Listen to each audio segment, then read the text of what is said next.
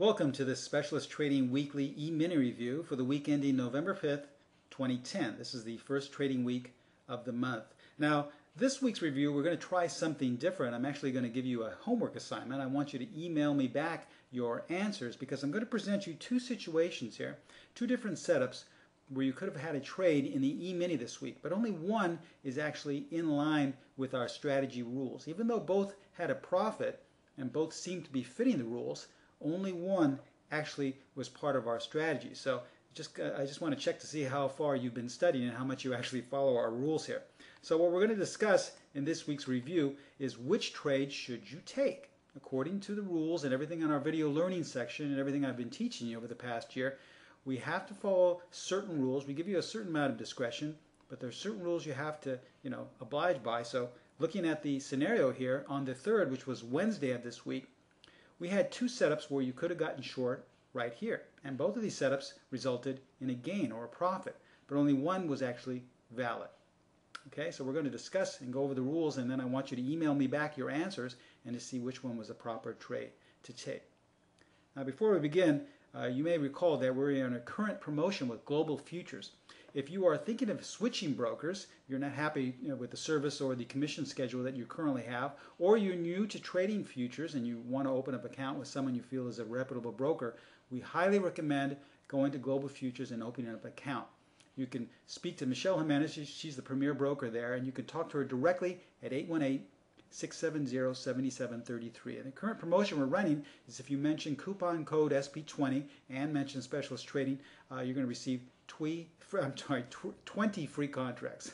Not 3, but 20 free trading contracts. So it's a really good promotion. We highly recommend you go see them. All right, now before we begin this week's webinar, I ask that you take a moment to view our disclaimer.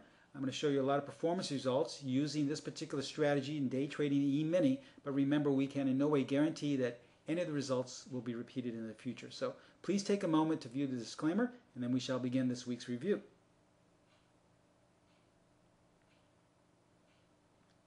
Okay, as I said, we're going to do something different here. We're going to ask you which trade should you take. We're going to go over all the rules, or most of the rules, and then we're going to ask you which one was a valid setup. Now, as you recall, here's the 3-minute chart setup we had in the E-mini this week on Wednesday. And these are the two places, according to strategy number 1 rules, which is one of our premier strategies, one of the most common strategies for day trading the E-mini, where you could have gone short. But something is missing here. Something isn't valid with one of them. All right, but the first thing we want to do is we want to look at our indicator. This is the Dodging channel. Now, mostly when you're looking at anything from a 5 or 10 minute time frame up, we are usually set to the 21 period. That's the standard period for the Dodging channels. Once you go below 5 minutes, we've always suggested going to a higher time frame. And we tell you the specific rules for which time frames to use. Now, in this particular setting, we're using a 28 period setting for the Dodging channels because we've gone down below the 5 threshold, the 5-minute threshold, okay? Now, what we want to see is once we plot our Dodging channel, we want to see that all the Dodging lines are headed in the same type of stair-step direction. Now, in this case, they're all headed lower. So this is telling us that we're in some type of short-term downtrend. This means we can't go long, we can only go short. So that's okay. We're going to be in sync with the current trend. Even though it's short-term, we're going to be in sync with the short-term trend of the E-mini. Now, once we see that we have a downtrend in place, second thing we want to do is we want to look for some type of a bounce, some type of a little rally, as you can see here. Now, these are the two bounces that took place in that current short-term downtrend. All right? So these are the little bounces, the little rallies that we're looking for. And once we have this little rally, the way we can measure it is we want to see price rally, these price bars, and we want to see a certain price bar where it is completely above the midline, as in this case right here. This is our midline, this red line here, as you see right here. And in both instances, these bars were completely above. In other words, the low of these bars was not touching the midline. It was above. All these other bars in this rally before were below the midline, and some were intersecting it. But this bar was completely above, as was this bar right here. This was the first bar of the rally that was above the midline. So these are our setup bars. Okay, these are our setup bars. This means that if we trade one tick below on the next bar only, we can go short. All right, so if we trade where this green horizontal line is, this is where we'll be going short on the next bar. Well, according to the first setup here, we actually would have entered at 1185.75 because, as you see, we traded one tick below. So this was a valid setup, and you can see, you know, because we traded one tick below. Now, if we look at the other bar here, the other setup bar, well, what happened on the next bar? We never got that low.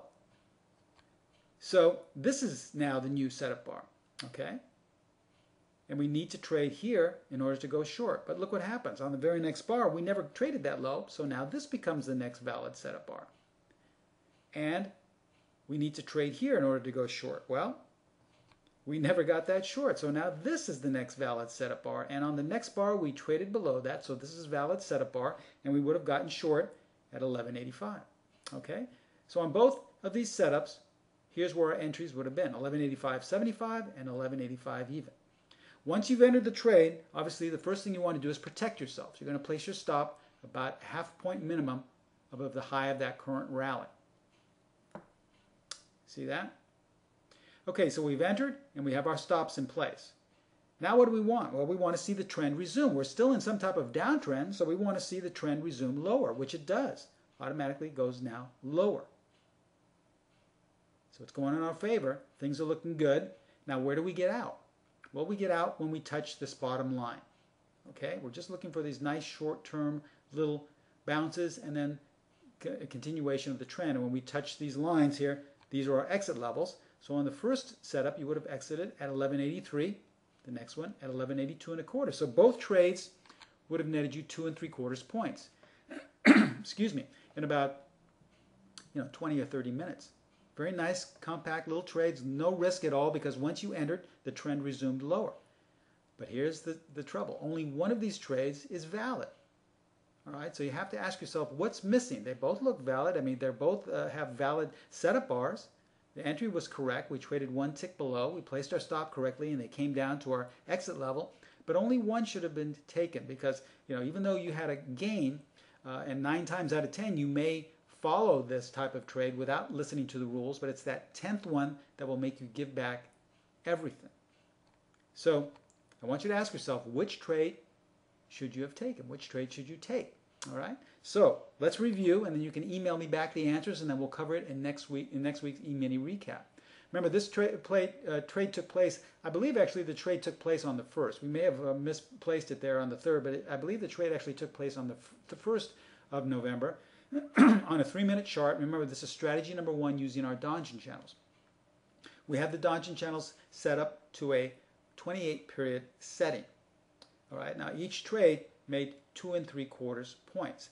So the correct date for these is roughly the 1st, not the 3rd. And if we go back here real quickly, we'll show you that the trades took place Pacific time, roughly around 9:30 on the first setup on a 3-minute bar, and around 11 o'clock on the next setup. So if you want to do your research and figure out what was missing to go back and look at your charts, it'll help you.